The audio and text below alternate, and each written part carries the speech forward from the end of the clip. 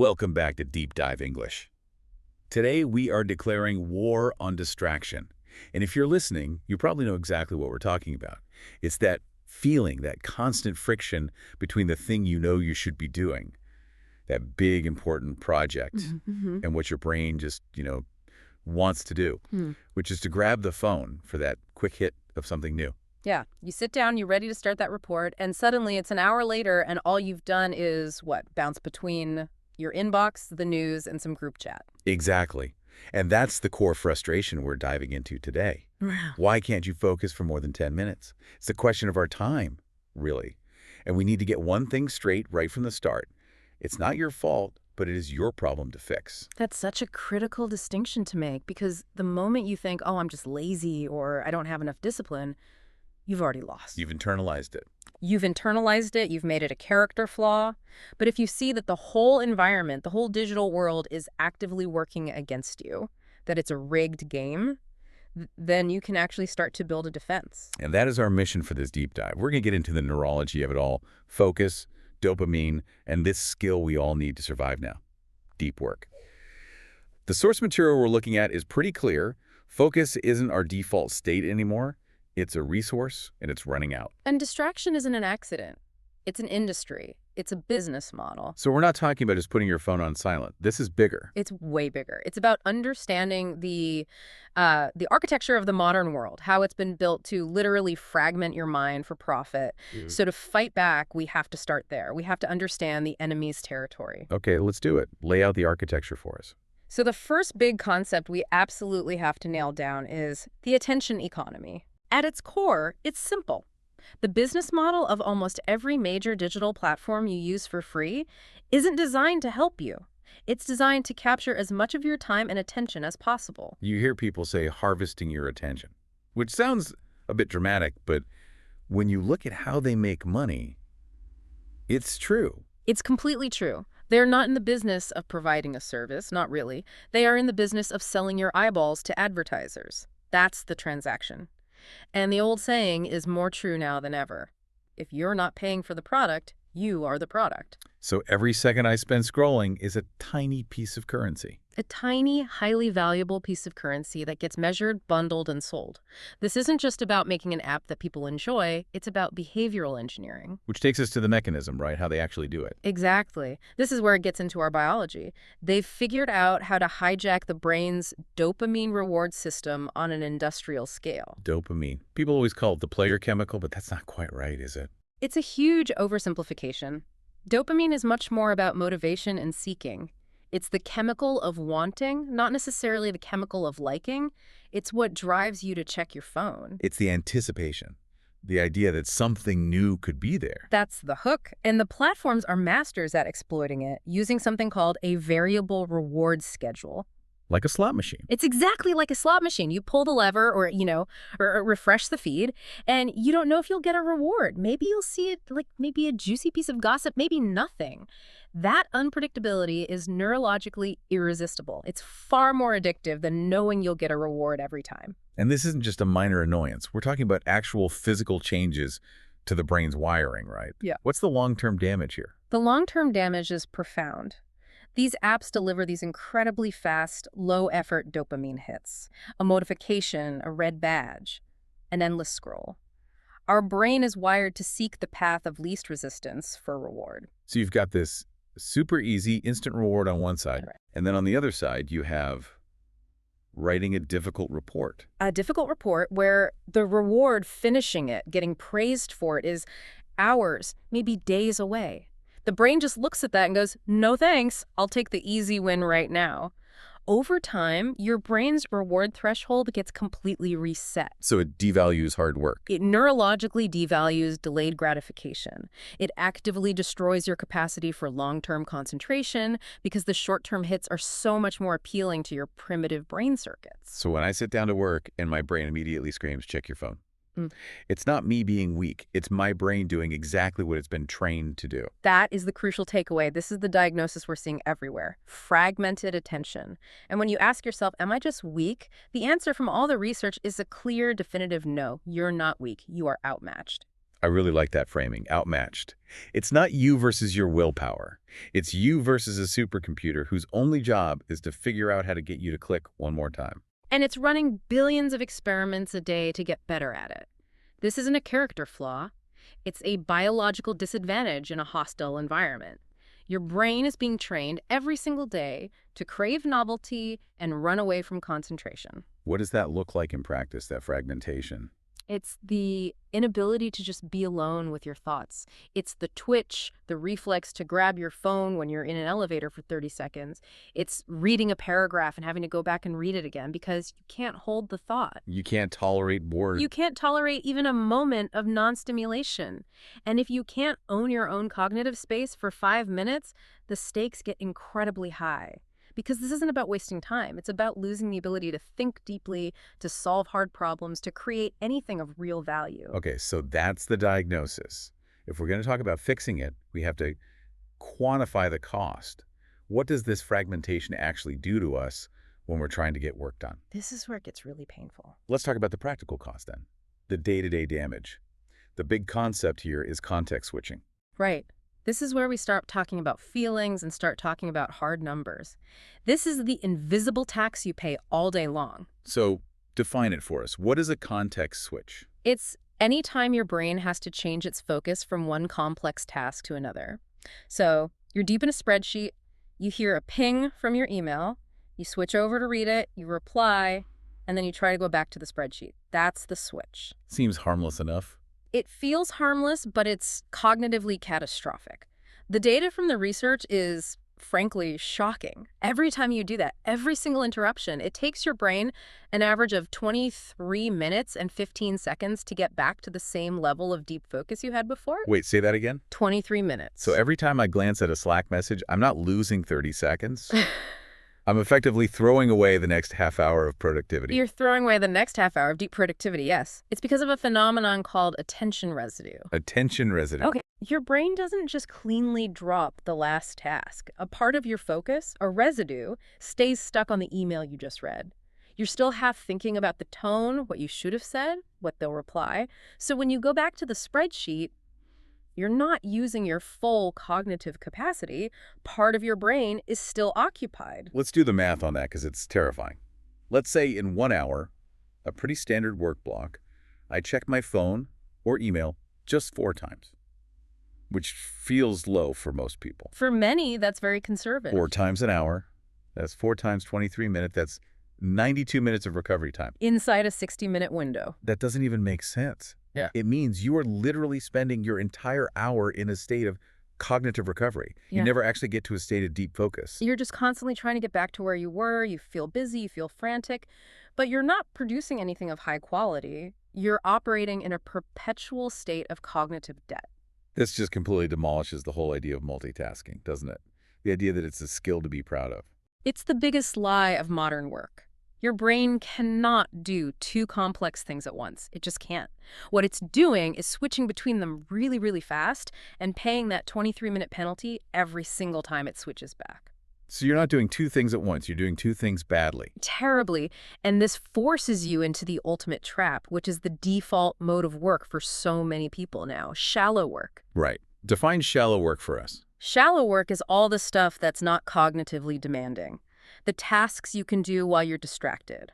Replying to emails, scheduling meetings, basic administrative stuff. The busy work. The busy work, and it's so seductive. Why? Why do we love it so much? Because it gives you a quick hit of accomplishment. You clear out your inbox of 20 emails, and you feel like you did something, you checked boxes. It creates a powerful illusion of productivity. But high activity isn't high productivity. Not even close. The actual value you create in an hour of shallow work is tiny compared to an hour of real deep concentration. Shallow work is what you do when your brain can't handle the strain of the hard thing anymore. It's the refuge of the fragmented mind. And pretty soon, that's your whole day. You're exhausted by 5 p.m., but you look back and you haven't actually moved the needle on anything important. Exactly. The most valuable work, the creative solution, the brilliant strategy, it never even gets a chance to happen because it can't survive in a world of 23-minute interruptions. So this is a downward spiral. The system fragments our attention, that makes us context switch constantly, and that traps us in this low-value, shallow work. That's the cycle. Okay, so if distraction is the enemy and shallow work is the trap, we have to define the goal. What are we actually aiming for? What's the antidote? The antidote, the superpower we're trying to cultivate, is deep work. Deep work. Simply put, it's the ability to focus without distraction on a cognitively demanding task. It's where you learn hard things quickly and produce at an elite level in terms of both quality and speed. So it's the polar opposite of shallow work. It's hard, it takes all of your focus, and the output is unique. Absolutely. It's pushing your brain to its limit, the kind of work that can't be easily replicated or outsourced. And when you do it, you're not just producing something valuable, you're literally rewiring your brain to be better at concentrating. And this is why the sources we're looking at call it a superpower, right? The economic value of it. The economic value is skyrocketing. Why? Because it's becoming so rare. It's supply and demand. It's pure supply and demand. As the attention economy successfully traps 99% of the workforce in that shallow work loop, the 1% of people who can systematically shut out distractions for hours at a time become indispensable. They can solve a problem in a single morning that would take a distracted team a week to even wrap their heads around. The leverage is insane. But it's not just about money or your career. It's about something much deeper. When you do deep work, you're not just trying to be productive. You are aiming for the ultimate psychological prize. And that is the flow state. The flow state. Mandatory concept number 4, you've heard it called being in the zone. Right. It's that state of peak performance and peak experience. It happens when you're working on something that is challenging, right at the edge of your abilities, and you are completely 100% free from distraction.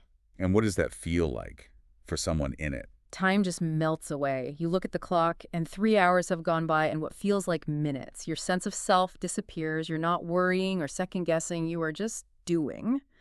And your productivity goes through the roof. There's no friction. It's where your best work comes from. Okay, let's contrast the two rewards again. On one side, you have the quick, cheap dopamine hit from a notification. And on the other, you have this profound satisfaction from being in a flow state. It's the difference between junk food and a gourmet meal. The dopamine hit is instant, it's easy, and it leaves you feeling empty and wanting more. It's neurologically corrosive. But flow requires effort. It requires delayed gratification. But the reward is deep, intrinsic satisfaction. The joy comes from the work itself, not from some external like button. And that's what makes it sustainable. Yeah. You're not burning yourself out chasing validation. You're building something, Yeah. and the building itself is the reward. Absolutely. So the choice is clear. Do you want a life of cheap, fleeting pleasures that fragment your mind, or do you want to build the capacity for deep, meaningful achievement? That's the goal. But it's a huge hurdle. If our brains are hijacked, how do we even begin to get them back? We have to have a strategy, a concrete battle plan. We have the enemy, the cost, and the prize. Let's get to the battle plan. Okay, so the first thing to accept is that you can't just wish this away. Your brain has been trained for years to seek distraction, so you need to actively, consciously retrain it. It's not about just trying harder. It's about changing the underlying system. It's like a system reset. You have to think of those constant dopamine hits as a drug because biologically they are, and they've desensitized your system. You need to recalibrate. Which brings us to the main piece of actionable advice. The dopamine detox. Exactly. And the core principle of this detox is something that sounds simple but is incredibly hard for modern brains. Embrace boredom. Embrace boredom. That sounds unpleasant. It is at first, but boredom is the training ground for concentration. If your brain can't handle 30 seconds of no stimulation in an elevator, how can it possibly handle 3 hours of focusing on a single hard problem? So the boredom is a signal that the rewiring is working. It's the feeling of your dopamine receptors resetting. You're teaching your brain that it doesn't need a constant IV drip of novelty. Yeah. You're preparing it to work for the real high-quality reward of the flow state. So practically, how do we do this? What's the first step? You start by reclaiming the small, empty moments in your day. The sources call this practice cognitive solitude. Cognitive solitude. I like that. It's about being alone with your thoughts without a digital pacifier. So think about all those in-between moments. Waiting for coffee, walking to your car, standing in line at the grocery store. All the times we reflexively pull out our phones. All those times. So let's talk about the old habit versus the new habit. The old habit. You walk into an elevator, the doors close, you immediately pull out your phone to scroll.